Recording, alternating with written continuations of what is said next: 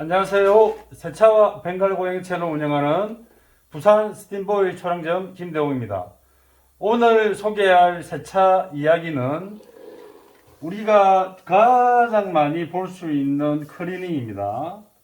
이 도어, 실내 클리닝을 맡기든지 아니면 어떤 스페셜한 정밀 세차, 특수 세차 이렇게 맡길 경우에 꼭 해야 되는 부분이 도어 클리닝인데, 우리 셀프로 세차하시는 분들이나 아니면 일반 오너 드라이러 분들이 잘 알고 계시면 이 영상의 정보가 도움이 될 겁니다. 그리고 꼭 아셔야 될 게, 제가 이것만은 하지 마세요라고 꼭 권장을 드리고 말리고 싶은 게 있습니다. 이게 뭐냐면, 스프레이 타입을 차 내장이나 실내에 작업할 때 우리 전문 디테일러들께서 이런 영상을 많이 보여드리죠. 이렇게 뿌립니다. 이렇게. 이거는 절대로 저는 반대합니다. 왜냐하면 전문 디테일러부터는 그 영상을 올리는 동안에 그 작업 러닝 타임이 있습니다. 그 안에 자기들이 하는 모든 방식을 다 보여주거나 아니면 빨리빨리 끝내거나 아니면 시간이 많이 넣는 걸 압축해서 시간을 빨리 이렇게 보여주기 때문에 어떤 문제가 발생한다는 얘기는 안 하십니다. 제가 이걸 왜 설명드리냐면, 예를 들어서 이렇게 수입 고급차, 이 차는 벤츠 CS 63인데 2012년 제조됐습니다. 고객님께서 1년 전에 중고차로 구입을 하셨고, 여태 제가 실내 클리닝이나 토탈 스팀 클리닝을 할 때에 들어온 차들보다 상태가 나쁘지가 않습니다. 그럼에도 불구하고 사용감이나 또 고객님이 원하는 어떤 차량 위생관리에 필요한 부분을 더 좋은 퀄리티를 유지하기 위해서 맡기셨기 때문에 제가 작업 중인데, 도어는 왜 이렇게 하지 말라고 하면, 제가 우선은 이 작업하는 클리닝 용액에 대해서 설명을 드릴게요. APC, All Purpose Cleaner입니다. 차량 실내의 모든 다용도로 이렇게 클리닝을 하는 용액인데, 원액의 비율이 1이고 물의 비율이 한마디로 10입니다. 말 그대로 요만큼의 원액을 넣었으면 10은 물을 넣는 거죠. 이렇게 통상적으로 사용하는 이유가, 모든 차에 똑같이는 적용은 안 되지만 오염도에 따라 일반적인 오염도는 이 정도면 제거가 된다. 그 대신에 이걸 함부로 아까처럼 이렇게 뿌려놓고 그냥 천천히 닦아야지 하다가는 문제가 생길 수도 있기 때문에 제가 오늘 영상을 올립니다. 자, 첫 번째, 이 세정제가 이렇게 밝은 톤이나 또 짙은 색상에 이렇게 잘못 이렇게 오래 뿌려놓으면 이게 기존의 오염으로 속으로 침투가 되어서 굉장히 스스로가 이제 뭐 이렇게 화학 반응을 일으키면서 그 부분만, 떨어진 부분만 지나치게 밝아질 때가 있습니다. 그러니까 이미 혼자 이 용액이 클리닝을 다 한 거죠. 그러면 얼룩이 남는데, 이렇게 초보자분들이 잘못 사용하시면 이 얼룩을 제거를 못 합니다. 그러니까 저 역시도 이 일을 하다 보면 이게 왜 이렇지 하다 보면 다른 작업에서 날려봤거나 아니면 이게 작업을 하다가 뿌려놓고 있거나 하는데, 절대 뿌리지 말라고 하는 이유가 이겁니다. 저는 어떻게 하냐, 보통 디테일러 분들이 이렇게 많이 사용하시죠. 이렇게 해서 디테일링 브러쉬로 이렇게 막 합니다. 이거조차도 저는 모든 부분을 다 하지 않습니다. 왜냐하면 오염의 깊이가 전부 다르기 때문에 무조건 브러쉬로만 이렇게 하는 게 아닙니다. 그럼 브러쉬는 어떻게 사용하냐, 이렇게 우선 닦고 브러쉬가 필요한 부분에만 합니다. 브러쉬가 필요한, 저는 또 이렇게 뿌리죠. 아무데나 안 뿌리고. 브러쉬가 필요한 부분 어딜까요?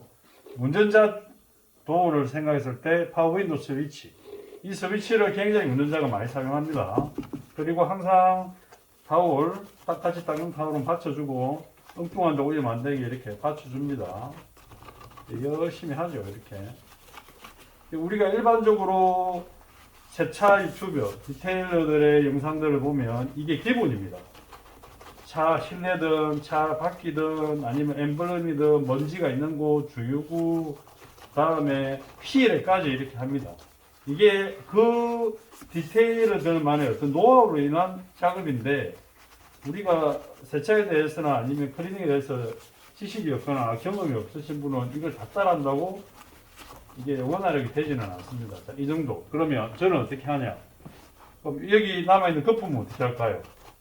이렇게 남아있는데 거품은 과연 이게 틈새에 있는 게 클리어로 다 닦일까요? 그렇진 않죠. 그래서 항상 내가 할 수 있는 작업도 전문가에게 맡기는 게 이렇게 흘러내리는 거예요. 이는 템포까지 이걸 에어로 불어내지 않으면 나중에 이 용액이 흘러내려서 어딘가에 눈물 자국이 생깁니다.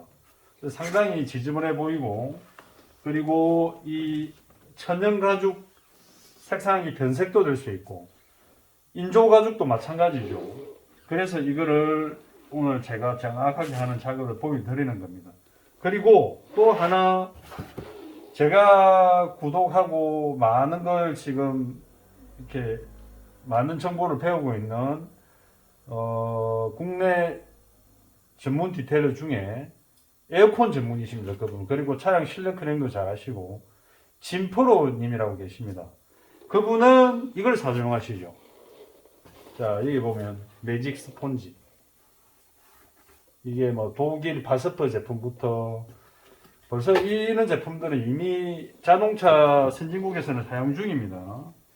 이렇게 폭이 좁은 게 있고 그리고 이렇게 두께가 있는 게 있고 두께가 있는 거는 오래오래 작업을 해야 될 부분에 사용을 해야 되고 좁은 부분이나 간략하게 끝낼 부분은 얇은 걸 사용해야 되고 여기다가 뿌립니다. 여기다 뿌리는 게 아니고 여기다가 제 와이프가 이걸 굉장히 일을 잘하는데 와이프가 항상 입니다.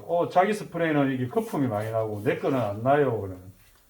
그건 저도 모르겠습니다. 왜 그런지. 자, 이렇게 충분히 원하는 자리, 제일 때가 많이 타는 자리 여기죠. 여기에 충분히 반복을 합니다. 이렇게 항상 차량을 부분 기스가 난 부분에만 계속 문지르는 게 아니고 면적을 넓혀가면서 쭉쭉 전체 오염이 똑같은 톤으로 바뀔 때까지 한 부분만 이렇게 하는 게 아닙니다. 이 가죽도 가죽 두께도 있고 또 이염된 부분이 아니면 염색된 가죽의 색깔이 염색이 되는 부분들이 빨리 사라질 수가 있습니다. 이렇게 전체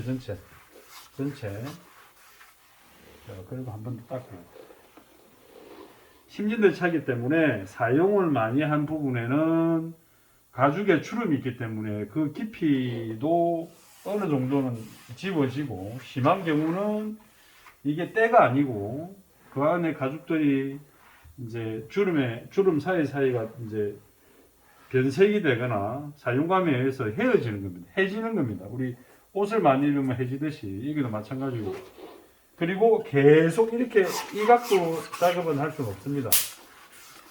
이렇게 해도 되는데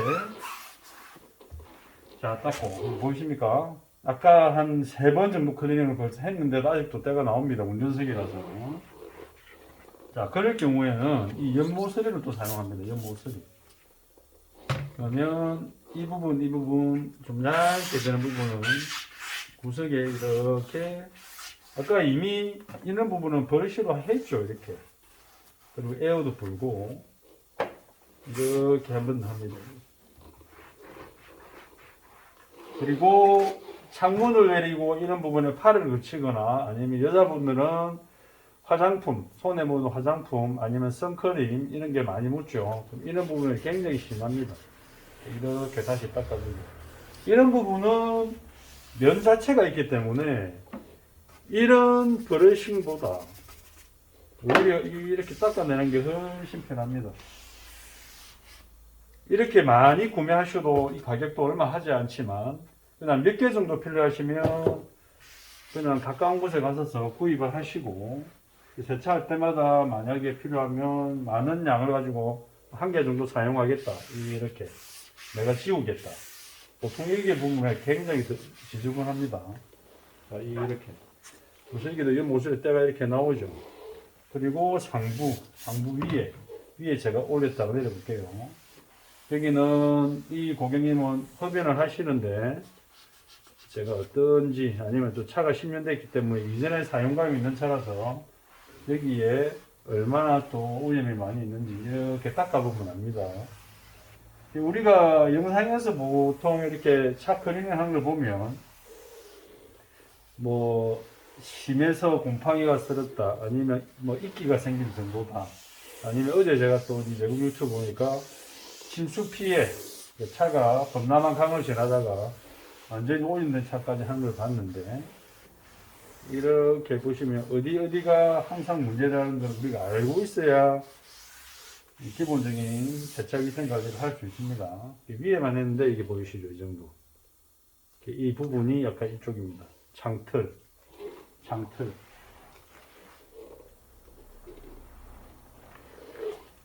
자, 그래서 이 도어를 어떻게 관리한다. 그리고 들어온 걸 사용한 걸 항상 이제 발이 닿는 부분이나 하부에 사용하시면 그대로 됩니다. 또 깨끗한 걸 사용할 필요 없고, 이렇게 모서리하고,